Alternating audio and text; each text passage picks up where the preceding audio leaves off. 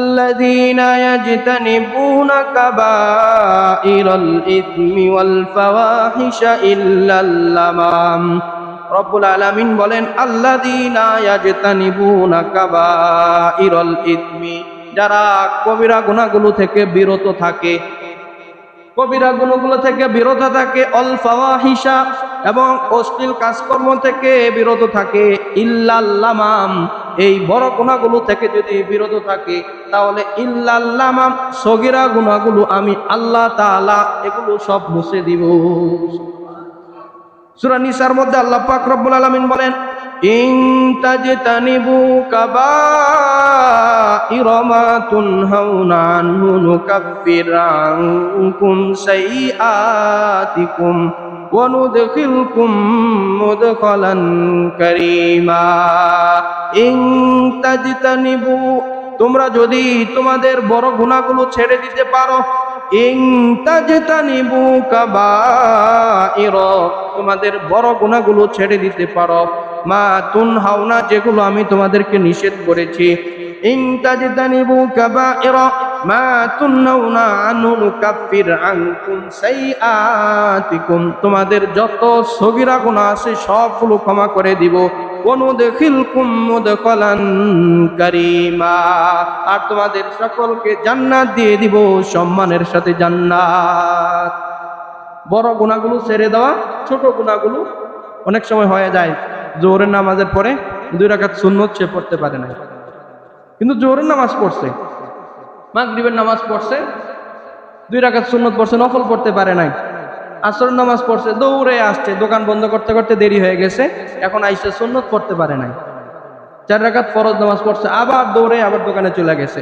রব্বুল আলামিন বলতেছেন এই যে তোমার কবিরা গুনাহ, নামাজ না পড়া কবিরা গুনাহ, এটা যে তুমি ছেড়ে দিছো, এই কারণে ওই বাকি যে গুনাহ আছে, সগীরা গুনাহ, ছোটখাটো গুনাহ যেগুলো আছে, এই সবগুলো আমি আল্লাহ তাআলা মাফ করে দিব, নুকাফির একেবারে মুছে দিব, শুধু মুছে দিব না, অনুদখিলকুম মুদখালান কারীমা, তোমাদেরকে সম্মানের সাথে জান্নাত দিয়ে দিব।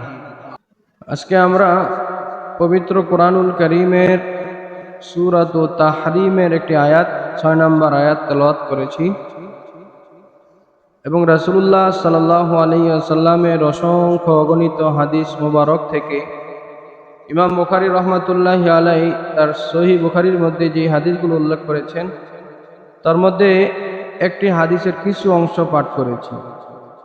রব্বুল আলামিন চাহে তো কুরআনুল কারীমের আয়াত এবং হাদিস মুবারকের এই অংশকে সামনে রেখে আমরা আমাদের নির্দিষ্ট সময়ের মধ্যে কিছু দিনই কথা বলার চেষ্টা করব ইনশাআল্লাহ তাআলা।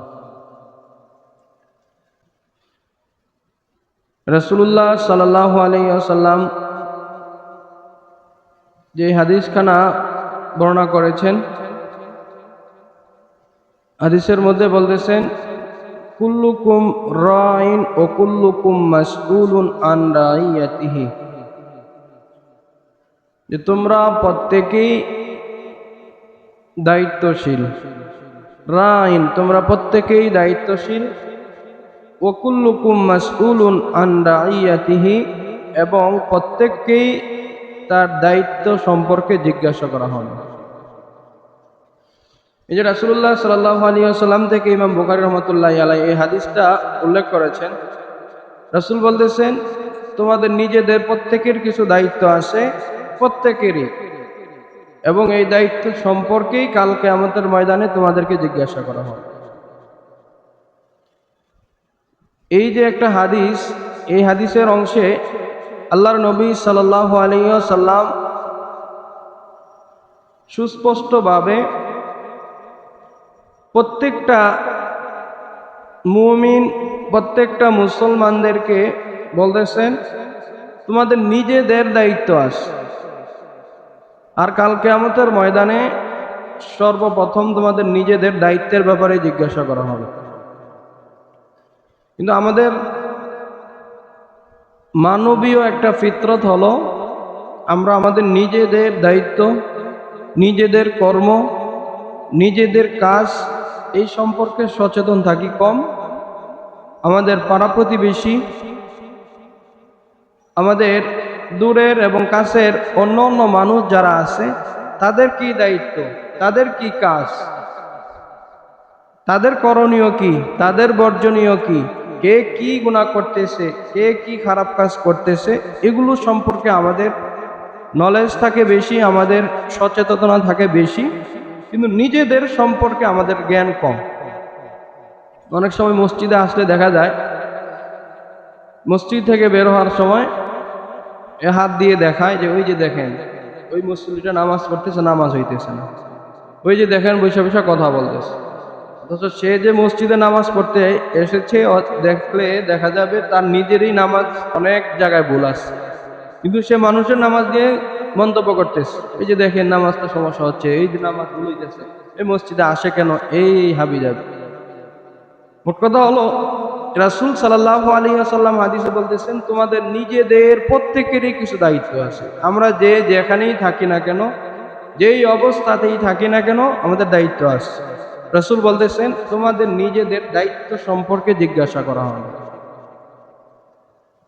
পরে কি করেছে, অপর মানুষ কি করেছে, প্রতিবেশী কি করেছে, দূর সম্পর্কের এবং কাছের আত্মীয় স্বজন কি করেছে, সেগুলো সম্পর্কে পরে জিজ্ঞাসা করা হয়। আমাদের কাছে অনেক সময় দেখা যায় লিখিত আকারে বা সরাসরি এসে বলে হুজুর এই বিষয়টা নিয়ে আলোচনা করুন। কেন? হুজুর আমাদের সমাজে এই বিষয়টা নিয়ে সমস্যা বেশি, এই সমাজে গান বাজনা হয় বেশি, এই গান বাজনা নিয়ে আলোচনা করেন। এই সমাজে সুদ ঘুষ হইতেছে বেশি, সুদ ঘুষ নিয়ে আলোচনা করেন। ঠিক আছে, ওইটা একটা গুরুত্বপূর্ণ বিষয়, কিন্তু রাসূল বলতেছেন তোমরা তোমাদের নিজেদের বিষয়গুলো নিয়ে বেশি ফিকির করো, নিজেদের যে সমস্যাগুলো আছে এই বিষয়গুলো নিয়ে ফিকির করো। আগে আমাদের উচিত ছিল যে হুজুর আমার নিজের এই কাজটা, নামাজ পড়তে পারতেছি না, আমি মসজিদে আসতে পারতেছি না, আমার পরিবারের লোক নামাজ পড়ে না, আমরা নামাজ নিয়ে একটু আলোচনা করি। মোট কথা হলো আমাদের মানবীয় ফিতরত হলো খারাপ কাজের ক্ষেত্রে সর্বপ্রথম আমাদের দূরের যারা আছে নিজেদের দিকে আমাদের নজর পড়ে না, অন্যের দিকে আমাদের দৃষ্টি পড়ে যায় যে কে কি করতেছে, কে কোন খারাপ কাজ করতেছে, সেগুলোর দিকে আমাদের দৌড়।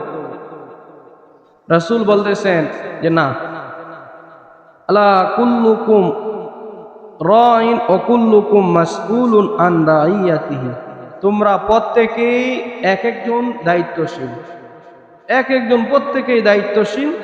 তোমাদেরকে কাল কিয়ামতের ময়দানে তোমার ঘরের ব্যাপারে জিজ্ঞাসা করা হবে, তোমার নিজের ব্যাপারে জিজ্ঞাসা করা হবে, তোমার প্রতিবেশী কি করেছে সে সম্পর্কে জিজ্ঞাসা করা হবে। পরে তুমি নিজে নামাজ পড়েছো কিনা, তোমার নিজের নামাজটা শুদ্ধ হয়েছে কিনা, তুমি যে নামাজে সূরা পড়ো এই সূরাটা শুদ্ধ হয়েছে কিনা, এই সম্পর্কে জিজ্ঞাসা করা হবে আগে, পরে গিয়ে প্রতিবেশী। কিন্তু আমাদের ফিতরত হলো আমরা নিজেরা পারি না পারি, অন্যকে বাঁচানোর জন্য আমাদের দৌড়ঝাঁপ শুরু হয়ে যায়। অন্যকে বাঁচানোর ক্ষেত্রে আমাদের উদ্বেগ, আমাদের দৌড়াদৌড়ি সব কিছু আছে, অথচ নিজের ঘরের খবর নাই, নিজের অবস্থার খবর নাই। রাসূল বলতেছেন যে না, অন্যের ব্যাপারে চিন্তা করো পরে, আগে তুমি নিজে সংশোধন হও, নিজে আগে ঠিক হও, নিজে আগে পরিপূর্ণ হও, তারপরে গিয়ে মানুষকে দিতে পারো। এই যে সমাজের দেশের যে অবস্থা, কেন এই সমস্যা হচ্ছে, কেন এই অশান্তি হচ্ছে, কারণ যে নেতা হয়েছে সে নেতার কি গুণাবলী দরকার সে জানে না, সে জানে না একটা রাষ্ট্র কিভাবে পরিচালনা করতে হবে সে জানে না, একটা সমাজের সমস্ত মানুষগুলোকে নিয়ে কিভাবে চলতে হবে সে জানে না, কিন্তু সে সমাজপতি হয়ে গেছে, সে রাষ্ট্রপতি হয়ে গেছে, সে সমাজের রাষ্ট্রের একটা গুরুত্বপূর্ণ ব্যক্তি হয়ে গেছে, কিন্তু তার যোগ্যতা নাই। এই কারণে রাসূল বলতেছেন তোমরা তোমাদের নিজেদের দায়িত্বের প্রতি যত্নবান হও, কাল কিয়ামতের ময়দানে মাসউলুন আন রাইয়াতিহি, প্রত্যেককে তার নিজের দায়িত্বের ব্যাপারে জিজ্ঞাসা করা হবে। বয়স হয়েছে 12-13 বছর, 15-16 বছর, দৌড়ঝাঁপ শুরু করেছে, বিবাহ করবে, বিয়ে করবে। বিয়ে করার পরে একটা মেয়ের সাথে কিভাবে সংসার করতে হয়, একটা মেয়ের ভরণ পোষণ কিভাবে দিতে হয়, বিয়ের পরের জীবনযাপন কিভাবে হবে, বিয়ের পরে তার স্ত্রীর সাথে কিভাবে জীবনযাপন হবে, বিয়ের পরে বাচ্চা কিভাবে নিতে হবে, বাচ্চা কখন নিতে হবে, বাচ্চা হলে তার ভরণ পোষণ কিভাবে করতে হবে, বাচ্চা হলে তার নাম কিভাবে রাখতে হবে, বাচ্চা হলে তার শৈশবকাল, তার কৈশোর কিভাবে বাড়াইতে হবে, এই সম্পর্কে কোনো জ্ঞান নাই। এই সম্পর্কে কোনো জ্ঞান নাই। তার মনে হয়েছে বিবাহ করা লাগবে, সে দৌড়ঝাঁপ শুরু করে দিল। বাবা মার কাছে গেল যে বিবাহ করাই দাও, বাবা মা এখন রাজি না। সে এলাকার একটা দুষ্ট নষ্ট মেয়ে নিয়ে পালাই গেল, বিয়ে করে ফেলল। এখন সে বিবাহের ব্যাপারে তার কোনো জ্ঞান নাই। একটা মেয়ের সাথে আচরণ কিভাবে করতে হবে, সাংসারিক জীবনে কি ধরনের সমস্যাগুলো হতে পারবে, এগুলো সে জানে না। দেখা গেল 5 মাস বিয়ে করছে, 6 মাসের মাথায় সংসার ভেঙে গেল। রাসূল বলতেছেন যে তোমার দায়িত্বের ব্যাপারে আগে সচেতন হও, দায়িত্বের ব্যাপারে আগে সচেতন হও, তারপরে গিয়ে তোমার যেই কাজ করার দরকার ওই কাজ করো। এটা যদি আমাদের দুনিয়াবি বিষয়গুলোর ক্ষেত্রেও দেখা যায়। ব্যবসা করবে, ব্যবসা কিভাবে করতে হয়, কাস্টমারের সাথে কিভাবে আলোচনা করতে হয়, কথা বলতে হয়, সে কিছুই জানে না। ব্যবসা দিয়ে বসলো, 2 দিন পরে ব্যবসার সুদ বুদ সব শেষ হয়ে গেল, সে লস আর লস। বাবা হয়ে গেছে, বাবা হয়ে গেছে, সন্তান হয়েছে, কিন্তু সন্তানের সাথে আচরণ কেমন হবে, সন্তানের নাম কিভাবে রাখবে, সন্তান বড় হলে তাকে কিভাবে শিক্ষিত করবে, সে কিছুই জানে না। সন্তানের সামনে বসে সিগারেট খাইতেছে, সন্তানের সামনে বসে অশ্লীল কথা বলতেছে, সন্তানের সামনে বসে তার স্ত্রীর সাথে মারামারি করতেছে, সে কিছুই জানে না। রাসূল বলতেছেন আগে জানো, তারপরে দায়িত্ব পালন করো। আগে জানো তোমার দায়িত্ব কি, কারণ তোমার দায়িত্ব সম্পর্কে কাল কিয়ামতের ময়দানে সর্বপ্রথম জিজ্ঞাসা করা হবে। একজন বাবা তার সন্তানের সাথে কি কি অধিকার জড়িত আছে এগুলো জানতে হবে, এগুলো পালন করতে হবে। তারপরে গিয়ে এই বাবা যখন বৃদ্ধ হবে, তখন তার সন্তান তাকে করে, তাকে ধরে, তাকে লালন পালন করে কিনা সেটা আসবে। এখন সন্তানকে মানুষ করেছে অমানুষের মতো। বাবা যখন বৃদ্ধ হয়ে গেছে, তখন সে সন্তানের কাছে আশা করে যে আমার সন্তান মানুষের মতো আচরণ করবে, সে তো অমানুষ বানাইছে। তার যে দায়িত্ব, সে দায়িত্ব পালন করে নাই, এখন তার সাথে খারাপ আচরণ করা হবে। রাসূল সাল্লাল্লাহু আলাইহি ওয়াসাল্লাম একেবারে স্পষ্ট করে সবাইকে বলে দিলেন, আলা কুল্লুকুম রাইন, তোমরা প্রত্যেকেই দায়িত্বশীল, প্রত্যেকেই দায়িত্বশীল। ও কুল্লুকুম মাসউলুন আন রাইয়াতিহি, তোমাদের প্রত্যেককেই তার নিজ দায়িত্ব সম্পর্কে জিজ্ঞাসা করা হবে। প্রত্যেককেই, যে যেই কাজে আছে, যে যেই অবস্থায় আছে, যে যেই দায়িত্বে আছে, তার দায়িত্ব সম্পর্কে জিজ্ঞাসা করা হবে। মানুষ নামাজ পড়ে না, নিজে নামাজ পড়ার কোনো খবর নাই, ওই এলাকার কে কে নামাজ পড়ে না এটি নিয়ে আপনার দোকানে বসে বসে মন্তব্য করতেছে। নামাজের খবর নাই, জীবনে নামাজ পড়ে না, তার স্বপ্ন একটা মসজিদ বানাবে। জীবনে নামাজ পড়ে না, নামাজ পড়ার কোনো খবর নাই, সে একটা মসজিদ দিবে, সে একটা মসজিদ দিবে। এই কারণে মানুষের কাছে ভিক্ষা করতেছে, চুরি করতেছে, ওই মানুষের জায়গা জমি দখল করতেছে। এই যে কয়েকদিন আগে একটা আমাদের বাংলাদেশের একটা স্থান, 2 পাগল আর ছাগল আপনার মসজিদ দিবে, সে মসজিদ দিবে, অথচ মসজিদের অভাব নাই। এছাড়াও এলাকার মধ্যে অনেক সময় দেখা যায় মসজিদ একটা দিয়ে গেল, সে যে নিজে নামাজ পড়বে এতটুকু সক্ষমতা আসে নাই। মসজিদ দিছে, মসজিদের সভাপতি হয়েছে, মোতাওয়াল্লি হয়েছে, কিন্তু সে মাসে বছরে একবার নামাজ পড়ে না, মাসে বছরে একবার নামাজ পড়ে না। এই মসজিদ দিয়ে তার নিজের লাভ হলো কি? রাসূল বলতেছেন আলা কুল্লুকুম রাইন, প্রত্যেকেই তোমরা নিজেরা দায়িত্বশীল। ওয়া কুল্লুকুম মাসউলুন আন রাইয়াতিহি, তোমাদের দায়িত্ব সম্পর্কে জিজ্ঞাসা করা হবে, তোমাদের দায়িত্ব সম্পর্কে জিজ্ঞাসা করা হবে। আমরা আজকে যেই সূরাটা সামনে আনলাম, সূরা তাহরিমের 6 নম্বর আয়াত, এই আয়াতের মূল কথা হলো আল্লাহ পাক রব্বুল আলামিন বলতেছেন তোমরা আগে নিজেদেরকে বাঁচাও, আগে নিজেদেরকে বাঁচাও, নিজেদেরকে সংশোধন করো, পরে পরিবারকে সংশোধন করো, পরে গিয়ে মানুষকে নিয়ে চিন্তা করো। আর আমাদের অবস্থা হলো সর্বপ্রথম মানুষকে নিয়ে চিন্তা করি, পরে পরিবার, পরে নিজে। অনেক সময় দেখা যায় এক একজনের নেতৃত্বে অনেক বড় একটা সংগঠন গড়ে ওঠে, বড় সংগঠন গড়ে ওঠে, সে মানুষকে একত্রিত করে সবাইকে নিয়ে আসে, কিন্তু তার নিজের ভিতরে সংশোধন আসে নাই। হঠাৎ করে তাকে অনেক টাকা দিয়ে কিনে নিয়ে যায়, তার দলের লোকগুলো সব নষ্ট হয়ে যায়। রাসূল বলতেছেন, নিজের চিন্তা করো, নিজের চিন্তার যে দায়িত্ব আছে সেগুলো পালন করো। আল্লাহ পাক রব্বুল আলামিন স্পষ্ট করে বলতেছেন, ইয়া আইয়ুহাল্লাযীনা আমানু কু আনফুসাকুম ওয়া আহলিকুম নারা। আমানু কু আনফুসাকুম ওয়া আহলিকুম নারা وقودها الناس والحجارة أعدت للكافرين। রব্বুল আলামিন বলতেছেন, হে ঈমানদারগণ, হে মুমিনগণ, কু আনফুসাকুম, তোমরা প্রথমে নিজেদেরকে বাঁচাও, নিজেদেরকে বাঁচাও, নিজেদেরকে সংশোধন করো। ও কু আনফুসাকুম ওয়া আহলিকুম, তারপরে তোমাদের পরিবারকে বাঁচাও। কিসের থেকে বাঁচাবা? আল্লাহ পাক রব্বুল আলামিন বলতেছেন, ওই আগুন থেকে বাঁচাও। ওয়াকুদুহান নাসু ওয়াল হিজারা, যেই আগুনকে আমি আল্লাহ পাক রব্বুল আলামিন জ্বালাবো মানুষ এবং পাথর দিয়ে। দুনিয়ার মধ্যে আগুন জ্বালানো হয় লাকড়ি দিয়ে, আল্লাহ পাক রব্বুল আলামিন বলতেছেন জাহান্নামের আগুন জ্বলবে মানুষ আর পাথর দিয়ে। ওহিদ্দাতিল কাফিরিন, যেই আগুনকে আমি প্রস্তুত করেছি শুধুমাত্র কাফেরদের জন্য। এই যে আয়াতে কারিমা, এই আয়াতের মধ্যে আল্লাহ পাক রব্বুল আলামিন বলতেছেন, তোমরা যদি ঈমানদার হও, ঈমানদার হইলে সর্বপ্রথম আনফুসাকুম, নিজেদেরকে বাঁচাও, ওয়া আহলিকুম নার, তোমাদের পরিবার পরিজন যারা আছে তাদেরকে বাঁচাও। এই আয়াত দ্বারা স্পষ্ট হয়ে যায়, কোনো ব্যক্তি যদি নিজের বাঁচতে না পারে তাহলে অন্য মানুষকে বাঁচাইতে পারবে না, দুনিয়ার মধ্যেও পারবে না, আখিরাতেও পারবে না। নিজে যদি জাহান্নামে যায় অন্য মানুষকে জান্নাতে নিতে পারবে না। পারবে? কখনো পারবে? নিজে জাহান্নামে যাইতেছে কিন্তু তার অনুসারী যারা, তাদেরকে জান্নাতে নেওয়া সম্ভব? কখনোই সম্ভব না।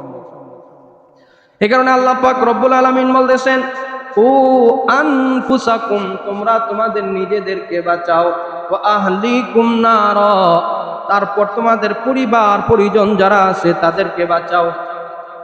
যারা বুদ্ধিমান, দুনিয়ার মধ্যে অনেক মানুষকে দেখবেন সে সব ক্ষেত্রে নিজের চিন্তাটা আগে করে, নিজের চিন্তাটা আগে করে, নিজে বাঁচতে হবে। এই যে রাজনীতির মধ্যে অনেক সময় দেখেন মারামারি হয়, ঝগড়া ফাসাদ হয়, কিছু আছে চালাক, দুনিয়াবি বিষয়গুলো সম্পর্কে সে ভালো করে বোঝে। এই যে নেতা ফেতা যারা আছে, বড় মন্ত্রী এমপি, বাংলাদেশের ইতিহাসে যত এমপি মন্ত্রী হয়েছে তাদের সন্তান দেখবেন কখনো রাজনীতি নিয়ে মারামারি করে মারা যায় না। কোনো এমপি আমার জানা মতে নাই, কোনো একজন এমপি মন্ত্রী যে রাজনীতি বিষয়ে যে ঝগড়া হয়, মারামারি হয়, দলাদল নিয়ে মারামারি হয়, তাদের সন্তান কোনো সময় কেউ মারা যায় না। তাদের সন্তানের হাত পা ভাঙে নাই, তাদের সন্তানের চোখ কান ভাঙে নাই, তাদের সন্তান তো বাংলাদেশই নাই। কিন্তু দুনিয়ার ব্যাপারে অজ্ঞ, জাহেল, নাদান, মূর্খ, এগুলা দেখেন রাস্তাঘাটে কুকুরের মতো মারামারি করতেছে। কার জন্য মারামারি করতেছে? ওই নেতার জন্য, যেই নেতা তার সন্তানকে এমন নিরাপদে রাখছে যে দেশের যে অস্পষ্ট বাতাস, খারাপ বাতাস তাদের শরীরে লাগেও না, সে দেশের বাতাস নিজের শরীরে লাগায়ও না। ওই নেতার জন্য সে তার নিজের জীবন নষ্ট করতেছে। কয়েকদিন আগে আপনার হবিগঞ্জে একটা ছেলে, 18 বছরের একটা ছেলে, তার চোখ উপড়ে গেছে।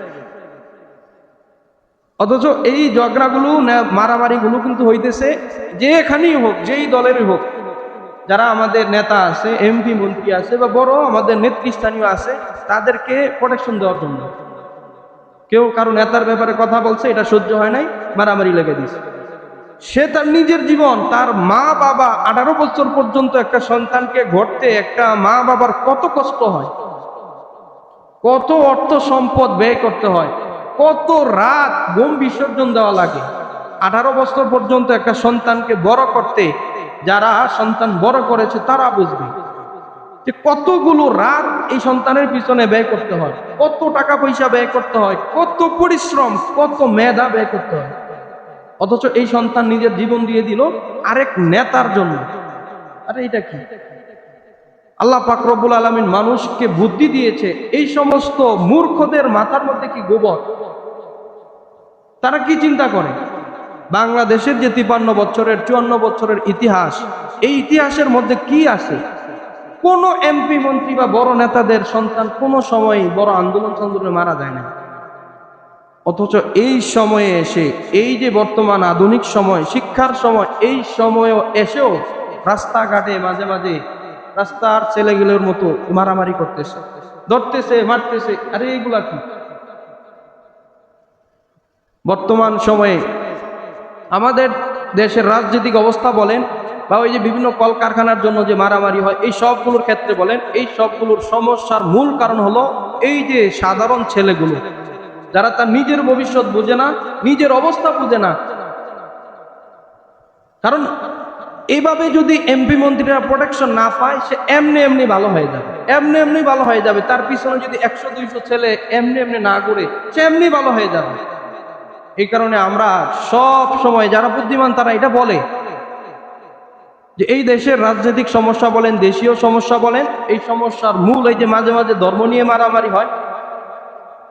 এক বড় হুজুর একটা কথা বলে দিয়েছে, উনি আপনার যার সাথে ওনার ঝগড়া, সে দুইজনে একত্রে মিলে আছে, কিন্তু এই দুই আকীদার লোক রাস্তাঘাটে মারামারি করতেছে, মসজিদে মসজিদে মারামারি করতেছে, কিন্তু তারা মিলে আছে। যারা বড় হুজুর বা যারা কথা বলে গেছে, তারা মিলে আছে, কিন্তু তার মুরিদ, তার অনুসারী যারা, তাদের মধ্যে মারামারি। রব্বুল আলামিন বলতেছেন, এই ধরনের মারামারি, এই ধরনের কাটাকাটি, এগুলোর ক্ষেত্রে সর্বপ্রথম তোমার উচিত হলো নিজেকে বাঁচাও, নিজেকে বাঁচাও। কিছু মানুষ আছে রাস্তাঘাটে মসজিদের জন্য টাকা কালেকশন করতেছে। ওই যে বন্দর বাজার গেলে দেখবেন 2-3টা মাইক দিয়ে নামাজের সময়ও সে টাকা উঠাইতেছে। ঠিক, নামাজের সময় নামাজ চলতেছে, মসজিদের জন্য টাকা উঠায়। তার মনের ইচ্ছা কি? যে টাকা উঠায় মসজিদ বানাবে, সওয়াব হবে। মানুষ নামাজ পড়বে, মানুষ জাহান্নাম থেকে মুক্তি পাবে, কিন্তু সে তো জাহান্নাম থেকে মুক্তি পাবে না। সে নামাজ না পড়লে জাহান্নাম থেকে মুক্তি পাবে না। এই কারণে আল্লাহ পাক রব্বুল আলামিন স্পষ্ট কথা, উ আনফুসাকুম ওয়া আহলিকুম নারা, তোমরা তোমাদের নিজেদেরকে বাঁচাও, দুনিয়ার মধ্যেও বাঁচাও, আখিরাতের মধ্যেও বাঁচাও। দুই আকীদার ধর্মের অনুসারী মারামারি, এক একজনের হাত কেটে গেল, এক একজনের পা কেটে গেল। এই যে দুনিয়ার মধ্যে হাত কেটে গেল, পা কেটে গেল, রব্বুল আলামিন বলবেন, আমি তোমাকে পরিপূর্ণ নেয়ামত দিয়েছিলাম, এই হাত কেন কাটা হলো, এই পা কেন চলে গেল? এই যে দুনিয়ার মধ্যে বাঁচানো গেল না, আখিরাতের মধ্যেও বাঁচানো সম্ভব হবে না। যে দুনিয়ার মধ্যে তার নিজেকে নষ্ট করে ফেললো, সে আখিরাতের মধ্যেও জাহান্নামে গিয়ে নিজেদেরকে ধ্বংস করতে হবে। এই কারণে রব্বুল আলামিন সূরা তাহরিমের মধ্যে বলতেছেন, যেই অবস্থায় থাকো না কেন, যে কোনো পর্যায়ে থাকো না কেন, উ আনফুসাকুম, আগে নিজেকে বাঁচাও, আগে নিজেকে বাঁচাও। কিন্তু আমাদের যে মানবীয় ফিতরত, আমাদের সর্বক্ষেত্রে চিন্তা হলো মানুষ কি করতেছে, মানুষ কি করতেছে। নিজের ব্যাপারটা আমরা পরে রাখি, নিজের ব্যাপারটা চিন্তাই করি না, পরের ব্যাপারটা আমরা সব সময় নিয়ে আসি, সে কিভাবে চলতেছে, সে কি করতেছে, নিজের ব্যাপারে চিন্তা নাই। রব্বুল আলামিন বলতেছে, এই পরের ব্যাপারে চিন্তা করলে তোমার কোনো লাভ হবে না, কোনো লাভ হবে না। উ আনফুসাকুম, নিজেকে আগে বাঁচাও জাহান্নাম থেকে, দুনিয়ার যত ফিতনা ফাসাদ আছে এগুলো থেকে বাঁচাও। ও আহলিকুম, তারপরে পরিবার বাঁচাও। আমাদের দেশের বুদ্ধিমান যারা যারা সচেতন, তারা দেখেন ঠিকই তাদের সন্তানদেরকে বাঁচাইতেছে, তারা নিজেরা সেফ জোনে থাকতেছে। অনেক সময় দেখেন ওই যে ধর্ম মারামারি হয়, অমুকে বলছে হাত বাঁধতে হবে এইভাবে, অমুকে বলছে অমুক বাঁধতে হবে, এগুলা নিয়ে মসজিদে মারামারি। অথচ যে বলে গেছে সে কিন্তু সেফ জোনে আছে, সে এগুলোর সাথে জড়িত না। আবার সে পরের দিন ওয়াজ করতেছে যে মারামারি করা যাবে না, কিন্তু সাধারণ মূর্খ, গণ্ড মূর্খ যেগুলো, সে কোথায় কোথায় মারামারি শুরু করে দিল। এ হাত কেন উপরে বাঁধলা, হাত কেন নিচে বাঁধলা, এটা করলা কেন, এইভাবে করলা কেন? এমনও আছে অনেক ক্ষেত্রে মারাই যাইতেছে, মানুষকে মাইরেই ফেলছে। অথচ আল্লাহ পাক রব্বুল আলামিন বলতেছেন, কার জন্য করতেছো, কি জন্য করতেছো, কোথায় করতেছো সেগুলো বাদ দাও। কু আনফুসাকুম, আগে নিজেকে বাঁচাও, নিজেকে বাঁচাও। তারপরে বলতেছে তারপরে তোমার পরিবারকে বাঁচাও। আর অন্য চিন্তা, মানুষকে, পুরা দুনিয়ার মানুষকে বাঁচাই দিলাম, কিন্তু আমি নিজে মরে গেলাম, তাহলে লাভ হলো কি? লাভ হলো কোথায়? রব্বুল আলামিন বলতেছেন, তোমরা তোমাদের নিজেদের ব্যাপারে আগে চিন্তা করো। ও আনফুসাকুম, সর্বক্ষেত্রে আগে নিজেকে সেফ জোনে নিয়ে যাও। ও আহলিকুম, তারপরে পরিবারকে বাঁচাও। নার, ওই আগুন থেকে বাঁচাও যেই আগুনকে, আগুন জ্বালানো হবে মানুষ এবং পাথর দিয়ে। মানুষ এবং পাথর দিয়ে কেন আগুন জ্বালানো হবে? দুনিয়ার মধ্যে মানুষকে পূজা করা হয়, অনেক সময় কি মানুষের পূজা করা হয়, আবার অনেক সময় পাথরের পূজা করা হয়। ওই যে হিন্দুদের মধ্যে আপনি যারা মূর্তি পূজা করে বেশিরভাগই কি পাথর। আবার মুসলমানদের মধ্যে অনেক মানুষ আছে যারা মানুষের পূজা করে, মানুষের সামনে সেজদা করে, মানুষের সামনে গিয়ে আপনার চায় যে আমাকে সন্তান দাও, এই দাও, এই দাও। তো এই কারণে আল্লাহ পাক রব্বুল আলামিন কাল কিয়ামতের ময়দানে জাহান্নামের আগুন জ্বালাবে পাথর এবং মানুষ দিয়ে। এখন কিভাবে বাঁচাবো, নিজেকে কিভাবে বাঁচাবো? হাসান বসরি রহমাতুল্লাহ আলাই তিনি বলতেছেন যে দুনিয়ার মধ্যে যত ভালো কাজ আছে, যত ভালো কাজ, তার মধ্যে সবচেয়ে ভালো কাজ হলো গুনাহ ছেড়ে দেওয়া। সবচেয়ে ভালো কাজ হলো গুনাহ ছেড়ে দেওয়া।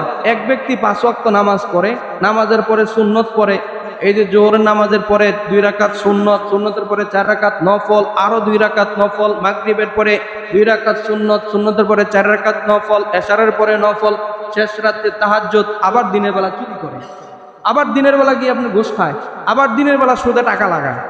এটা হলো এক ব্যক্তি। হাসান বসরি রহমাতুল্লাহ আলাইহি বলতেছেন আরেক ব্যক্তি, সে কোনো মতে সাথে 5 ওয়াক্ত নামাজ পড়ে, মাগরিবের নামাজ পড়ে 3 রাকাত ফরজ, 2 রাকাত সুন্নত, শেষ রাত্রে মাঝে মাঝে তাহাজ্জুদ পড়ে আর মাঝে মাঝে পড়তে পারে না, কিন্তু জীবনে কোনো অবস্থাতেই সে নিজেকে গুনার কাজে জড়ায় না। হাসান বসরি রহমাতুল্লাহ আলাইহি বলেন এই ব্যক্তি ওই ব্যক্তির থেকে 1000 গুণে উত্তম, 1000 গুণে উত্তম, যে নফল পড়ে না, তাহাজ্জুদ পড়ে না, অতিরিক্ত সওয়াবের কাজ করতে পারে না, তার ব্যস্ততা, কিন্তু গুনাহ করে না। আর অপর ব্যক্তি তাহাজ্জুদ পড়তেছে, বছরে 2-3 বার উমরা করতেছে, হজ করতেছে, সুদের সাথে জড়িত, ঘুষের সাথে জড়িত, অপর মানুষের টাকা মেরে দিচ্ছে, তার এই ইবাদত ওই ব্যক্তির ইবাদতের তুলনায় কিছুই না। আর আমরা যে আমাদের জীবন যাপনের ক্ষেত্রে যত গুনাহ করি, গুনাহ ছাড়া তো মানুষ নাই। আল্লাহ পাক রব্বুল আলামিন এক্ষেত্রে আমাদেরকে ছাড় দিয়েছে। তোমরা যদি কবিরা গুনাহগুলো ছেড়ে দাও, তাহলে তোমাদের সগীরা গুনাহ যত আছে এই সবগুলো আমি সম্মানের সাথে মাফ করে জান্নাত দিয়ে দিব। কবিরা গুনাহ ছেড়ে দিলে সগীরা গুনাহগুলো আল্লাহ তাআলা শুধু মাফ করবেন এমন না, মাফ করে সম্মানের সাথে জান্নাত দিয়ে দিবে। কবিরা গুনাহ কি? আল্লাহ পাক রব্বুল আলামিন বলতেছেন যে, আল্লাহ পাক রব্বুল আলামিন স্পষ্ট কোরআনের মধ্যেই বলতেছেন যে কবিরা গুনাহ ছেড়ে দাও, সগীরা গুনার ব্যাপারে দায়িত্ব আমার। আমি আল্লাহ পাক রব্বুল আলামিন গফুরুর রহিম, আমি মাফ করে দিব। তোমরা শুধু কবিরা গুনাহ ছাড়ো, শিরিক ছেড়ে দাও, মিথ্যা বলা ছেড়ে দাও, জিনা করা ছেড়ে দাও, নামাজ যে পড়ো না এটা বাদ দিয়ে দাও, মানুষের হক মারা বাদ দিয়ে দাও, বাকি যে ছোটখাটো গুনাহ আছে সগীরা গুনাহ, এই গুনাহগুলো আমি আল্লাহ তাআলা, আমি যে রহমান রহিম এই নামের উসিলায় মাফ করে তোমাদেরকে জান্নাত দিয়ে দিব। রব্বুল আলামিন বলতেছেন আল্লাহ। এখন দেখার বিষয় হলো আমাদের যে গুনাহগুলো আছে সবই তো কবিরা গুনাহ। নামাজ না পড়া কি সগীরা গুনাহ না কবিরা গুনাহ? ভাই কি গুনাহ? কবিরা গুনাহ না? কবিরা গুনাহ না, শুধু কবিরা গুনাহগুলো আছে যতগুলো আছে তার মধ্যে সবচেয়ে নিকৃষ্টতম গুনাহগুলোর মধ্যে অন্যতম হলো নামাজ না পড়া। এখন কোনো ব্যক্তি নামাজ না পড়ে, নামাজ পড়ে না, সে কিভাবে আপনার রহমতের আশা করে? এই যে বর্তমানে আপনার ওই যে হিজবুত তাওহীদ, আসলে বাংলাদেশ আপনার এমন একটা দেশ, বিশেষ করে উপমহাদেশের যে মুসলমান, যত ভ্রান্ত দল হোক তার কিছু না কিছু অনুসারী থাকবে। একজন ল্যাংটা বাবা, সে ল্যাংটা হয়ে ঘুরে রাস্তাঘাটে, একেবারে উলঙ্গ হয়ে ঘুরে, তার পিছু 2-3 জন লোক ঘুরতেছে। আরে এতটুক তো বিবেক আল্লাহ তাআলা মানুষকে দিছে। হিজবুত তাওহীদ নামে একটা দল আছে, এটার প্রতিষ্ঠাতা হলো বাইজিদ খান পন্নী। তারা মূলত আপনার ইসলামের যে সুন্দর সুন্দর কথাগুলো এগুলোকে সামনে আনে, তারপরে মৌলিক যে ফরজ নামাজ পড়া রোজা রাখা এগুলাকে অস্বীকার করে। বাইজিদ খান পন্নীর যে প্রতিষ্ঠিত যে হিজবুত তাওহীদ, তারা বলে নামাজ না পড়লে সমস্যার কিছু নেই, মূল কাজ হলো দুনিয়ার মধ্যে এলায় কালিমাতুল্লাহ। এটার বিস্তারিত বিষয় আছে। মোট কথা হলো তারা নামাজকে অস্বীকার করে, দাড়ি রাখে না। এখন আল্লাহ পাক রব্বুল আলামিন নামাজকে এত গুরুত্ব দিয়েছেন, কোন ব্যক্তি যদি অবহেলায়, খেয়াল করেন, অবহেলায় ইচ্ছাকৃতভাবে কোনো কারণ ছাড়া ফরজ নামাজ ত্যাগ করে, দুনিয়ার কোনো আলেম তাকে মুসলমান বলে না, তাকে মুসলমান বলার কোনো সুযোগ নাই। আবার বলি, ইচ্ছাকৃতভাবে অবহেলায় কোনো কারণ ছাড়া যদি কোনো ব্যক্তি ফরজ নামাজ ত্যাগ করে, পৃথিবীর কোনো আলেমের সাহস নাই তাকে মুসলমান বলবে। কোনো কিতাবে, কোনো বাবে, কোনো দিক দিয়ে সে নিজেকে মুসলমান বলার ক্ষমতা রাখে না। যে ইচ্ছাকৃতভাবে অবহেলায় কোনো কারণ ছাড়া, তিনটা কথা বললাম, ইচ্ছাকৃতভাবে অবহেলায় কোনো কারণ ছাড়া সে ফরজ নামাজ বাদ দিয়ে দেয়। এমনি এমনি সকালে ঘুম থেকে উঠবে সে 8টা বাজে, ফজরের নামাজ হলো 5টা বাজে, কিন্তু সে অ্যালার্মই দিছে আপনার 7:45। তার মানে তার আগের থেকে নিয়তই ছিল সে নামাজ পড়বে না। এই ধরনের ব্যক্তিদেরকে আমরা মুসলমানের সাথে রাখি, মুসলমানের সাথে তারা চলতে পারবে, কিন্তু বাস্তবিক পক্ষে তারা মুসলমান হওয়ার দাবি রাখতে পারে না। যে ব্যক্তি নামাজ পড়ে না, ফরজ নামাজ ইচ্ছাকৃতভাবে ছেড়ে দেয়, সে কোনো দিক দিয়েই মুসলমানের কাতারে আসার সক্ষমতা রাখে না। যদিও তাদেরকে কাফের বলে না, কিন্তু আমাদের যে আহলে হাদিস ভাই কিছু আছে না, আহলে হাদিস বলেন, সালাফি বলেন, লামাযাবি বলেন, তাদেরকে যারা অনুসরণ করে তারা কিন্তু দুনিয়া তো ঠকবে না, আখিরাতে ঠকবে না। আপনি যাকে অনুসরণ করেন তার ফতোয়া নিতে হবে, তারা কিন্তু ফতোয়া দেয়। রাসূলের হাদিসে আছে যে যারা ইচ্ছাকৃতভাবে ফরজ নামাজ ত্যাগ করে দিল, ফাকাদ কাফার, সে কুফরি করলো। আপনি ওই অনুসারী করলেন মানে আপনি কুফরি করলেন, আপনার ঈমান নাই। আপনার বাবা যদি নামাজ না পড়ে মারা যায়, আপনার বাবার ঈমান নাই, আপনার মা বাবার বিবাহ নষ্ট হয়ে গেছে। কোনো মুসলমানের সাথে কোনো কাফেরের তো বিবাহ হয় না। এখন কোনো ব্যক্তি তাদের কথা অনুযায়ী যদি ইচ্ছাকৃতভাবে নামাজ ছেড়ে দেয়, তাহলে তো সে কাফের হয়ে গেল। কিন্তু বাস্তবিক পক্ষে রাসূলের হাদিস বুখারী শরীফে আছে, মান তারাকা সালাতা মুতাআম্মিদান, কোনো ব্যক্তি যদি ইচ্ছাকৃতভাবে নামাজ ছেড়ে দেয়, ফাকাদ কাফার, সে ব্যক্তি কুফরি করল। এখানে মুহাক্কিক উলামায়ে কেরাম ব্যাখ্যা করেছেন যে নামাজ ছেড়ে দেওয়ার দ্বারা উদ্দেশ্য হলো সে যদি নামাজকে অস্বীকার করে, যে নামাজ পড়লে কি হবে। ওই বাইজিদ খান পন্নীর কথা বললাম, হিজবুত তাওহীদের কথা বললাম, তারা নামাজকে অস্বীকার করে। নামাজ, ফরজ নামাজ, এটা আমরা যারা পড়ি না, যারা পড়তেছি না, এমনিতেই কোনো কারণ ছাড়াই যদি আমরা মুসলমানের খাতায় আসতে চাই, আল্লাহর রহমত পেতে চাই, যত তাড়াতাড়ি সম্ভব নামাজটা দেব। আর যত কাজ আছে এইগুলো পরে করেন। নফল নামাজ করতেছেন, হজ করতেছেন, উমরা করতেছেন, সব কিছু করতেছেন, এগুলো পরে আগে সর্বপ্রথম নামাজটা ধরেন। নামাজটা ধরার পরে আপনি মুসলমান খাতায় নাম লেখেন। আর যদি কোনো কারণ ছাড়া এমনিতেই বসে বসে গল্প করতেছে, দোকানে বসে বসে গল্প করতেছে, বাসায় বলতেছে ভালো লাগে না, নামাজও পড়তে আসতেছে না, তাকে আসলে আমরা বলি সে মুসলমান, কিন্তু সে মুসলমানের খাতায় তার নাম থাকবে না। এটা আপনার পৃথিবীর কোনো আলেম কোনো দিক দিয়ে তাকে বলবে না যে সে মুসলমান। সাহাবায়ে কেরাম মুসলমান এবং কাফেরের মধ্যে পার্থক্য করতেন, যে নামাজ পড়ে সে মুসলমান, আর যে নামাজ পড়ে না সে কাফের। একটা এলাকার মধ্যে কতজন কাফের আছে, কতজন মুসলমান আছে, এটা চিন্তা কিভাবে? সাহাবায়ে কেরাম দেখতেন নামাজের সময় মসজিদে যারা আসছে তারা মুসলমান, নামাজের সময় যারা মসজিদে আসে নাই তারা কাফের। অথচ ফজর নামাজের পরে যদি হাঁটতে বাইরন, ওই যে নদীর পাড়ে যে যাইতে গেলে বোঝা যাবে, মনে হবে এক একটা ঘর থেকে কোনো ব্যক্তি আপনার ঘুম থেকে উঠে নাই। ঘুম থেকে উঠলে তো ঘরের মধ্যে বাতি জ্বলে, দরজা খুলে। ফজরের পরে আপনি হাঁটতে বের হলে মনে হবে এই এলাকার মধ্যে একজনও মুসলমান নাই। আমরা বাস্তবিক পক্ষে যারা ফজরের নামাজ সহকারে মসজিদে এসে পড়তে পারে তাদেরকে মুসলমান মনে করি, তারাই প্রকৃত মুসলমান। এছাড়া বাকিগুলো আমার কথায় যদি আপনি কষ্টও পান, কিন্তু বাস্তবিক বিষয় এটাই বাস্তবিক বিষয়। নামাজ না পড়ে মুসলমান দাবি করাটা বোকামি, একেবারে বোকামি।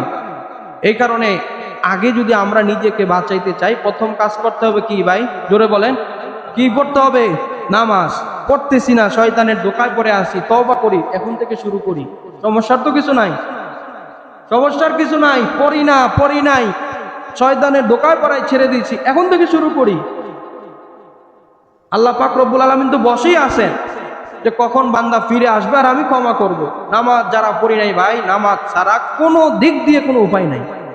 এই কারণে নামাজ পড়েন, নামাজ পড়েন, নামাজ পড়েন। নামাজ ছাড়া মুসলমান বলার কোনো সুযোগ থাকবে না। তাহলে আমরা যে প্রথমে বাঁচাবো কিভাবে? নিজেদেরকে নামাজ পড়ে। নামাজ যারা পড়ি না তারা নামাজ ধরে ফেলবো। এছাড়াও নামাজের কি বৈশিষ্ট্য, রাসূলুল্লাহ সাল্লাল্লাহু আলাইহি ওয়াসাল্লাম থেকে মুসলিম শরীফে একটা হাদিস এসেছে, ইমাম আবু হুরায়রা রাদিয়াল্লাহু তাআলা আনহু হাদিসটা বর্ণনা করেছেন, as-salatul khamsu মুকাফফিরাতুল লিমা বাইনাহুন্না। রাসূলুল্লাহ সাল্লাল্লাহু আলাইহি ওয়াসাল্লাম বলেন, তোমাদের মধ্যে যদি কোনো ব্যক্তি 5 ওয়াক্ত নামাজ পড়ে, তারপরে জুমার নামাজ পড়ে, তারপরে রমজানের রোজা রাখে, তাহলে আল্লাহ পাক রব্বুল আলামিন কেমন যেন তার সারা জীবনের সগীরা গুনাহগুলো ক্ষমা করে দেন। মুহাদ্দিসিনে কেরাম ব্যাখ্যা করেন, কোনো ব্যক্তি যদি ফজরের নামাজ পড়ে, তাহলে জোহরের আগ পর্যন্ত আল্লাহ পাক রব্বুল আলামিন তার সগীরা গুনাহগুলো ক্ষমা করে দেন। তারপরে যদি কোনো ব্যক্তি জোহরের নামাজ পড়ে, আসরের আগ পর্যন্ত তার সগীরা গুনাহগুলো ক্ষমা করে দেন। তারপরে যদি আসরের নামাজ পড়ে, মাগরিবের আগ পর্যন্ত তার সগীরা গুনাহগুলো ক্ষমা করে দেন। তারপরে যদি কোনো ব্যক্তি এশারের নামাজ পড়ে, তার এশারের ফজরের আগ পর্যন্ত যত সগীরা গুনাহগুলো আছে, সমস্ত সগীরা গুনাহগুলো আল্লাহ তাআলা ক্ষমা করে দেন। তাহলে সারা দিনের সগীরা গুনাহ মাফ।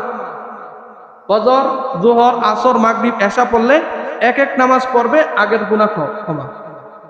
রাসূলুল্লাহ সাল্লাল্লাহু আলাইহি ওয়াসাল্লাম বলেন, তারপরে আল জুমাতু ইলাল জুমা, কোনো ব্যক্তি আজকে শুক্রবারে জুমার নামাজ পড়ল, আবার আরেক শুক্রবারে জুমার নামাজ পড়ল, এক জুমা থেকে আরেক জুমা পর্যন্ত যত সগীরা গুনাহ আছে, রব্বুল আলামিন আগের জুমার নামাজ পড়া বাদ দিয়েই আজকে যে পড়লাম, এই জুমার কারণে আগামী এক সপ্তাহের সগীরা গুনাহগুলো ক্ষমা করে দিবে।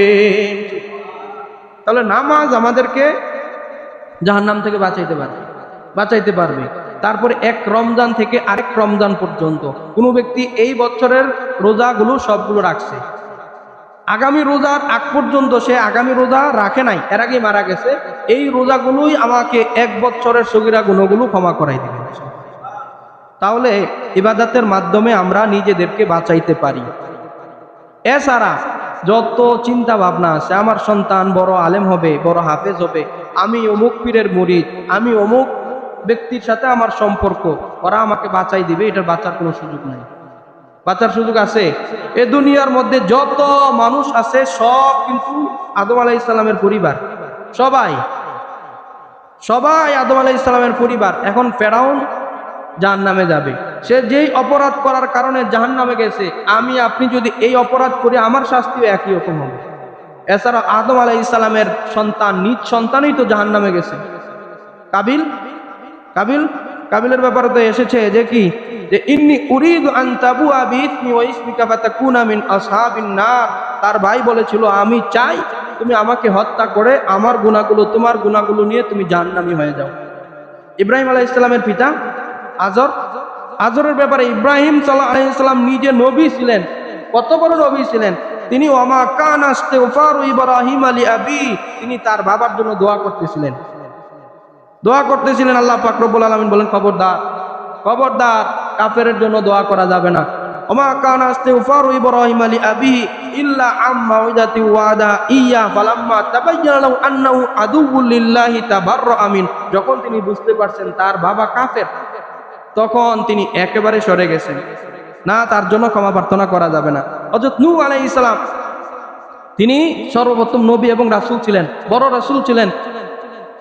ওই যে মহাপ্লাবনের কথা আমরা সকলেই জানি, ওই প্লাবনের আগ দিয়ে আল্লাহ তাআলা নূহ আলাইহিস সালামকে বলেছেন যে তোমার পরিবারের যারা আছে সবাইকে আমি রক্ষা করব। এই নৌকার মধ্যে কারা কারা উঠতে পারবে? তোমার পরিবার যারা, সবাই উঠতে পারবে। এখন নৌকার ওঠার সময় নূহ আলাইহিস সালামের একটা ছেলে ছিল, সে কাফের ছিল। নূহ আলাইহিস সালামের ছেলে নৌকার মধ্যে উঠতে যায়, তাকে উঠতে দেওয়া হয় না। নূহ আলাইহিস সালাম আল্লাহ পাক রব্বুল আলামিনের কাছে দোয়া করলেন যে আল্লাহ পাক রব্বুল আলামিন, সে তো আমার ছেলে, আর তুমি তো ওয়াদা করেছো যে আমার পরিবার থেকে রক্ষা করবা, আর তোমার ওয়াদা সত্য। আল্লাহ পাক রব্বুল আলামিন স্পষ্ট কথা বললেন, ক্বালা ইন্নাহু লাইসা মিন আহলিক ইন্নাহু আমালুন গায়রু সালিহ। হে নূহ, তুমি তার ব্যাপারে কোনো কথা বলিও না। ইন্নাহু লাইসা মিন আহলিক, সে জন্মগতভাবে তোমার পরিবার, কিন্তু সে ঈমানদার হিসাবে তোমার পরিবার না।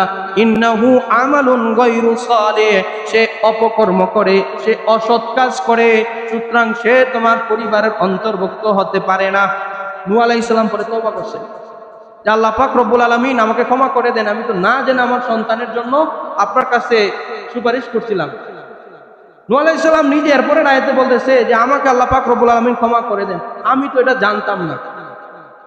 হযরত মুহাম্মদ সাল্লাল্লাহু আলাইহি ওয়াসাল্লামের কলিজার টুকরা হযরত ফাতেমা রাদিয়াল্লাহু তাআলা আনহা, জান্নাতি রমণীদের সর্দার, তার স্বামী ছিল একজন প্রখ্যাত সাহাবী, তার যে দুলাভাই তিনিও প্রখ্যাত সাহাবী, তার দুই সন্তান জান্নাতের যুবকদের সর্দার।